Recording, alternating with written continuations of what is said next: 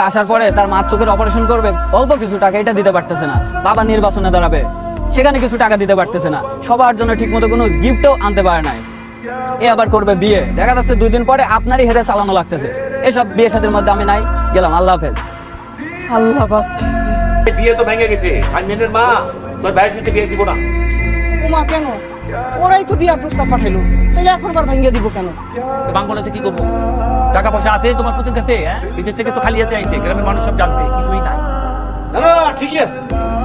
বিয়ে নরমালি যদি কোনো পোলার কাছে টাকা পয়সা না থাকে, তাহলে কোনো বাবা ভাই তো তার মেয়ের তার সাথে বিয়ে দিব না। আমরা কি দিব? কি কস এসব কথা? শফিকুলের বিদেশে টাকাই তো বাড়ি ঘর দর সবকিছু হয়েছে। ও টাকায় তোর কোন লেখাপড়া করতেছে, সংসারের যাবতীয় খরচ চলতেছে এই শফিকুলের টাকায়। আমার তো কোনো অভাব বলতে কিছুই নাই।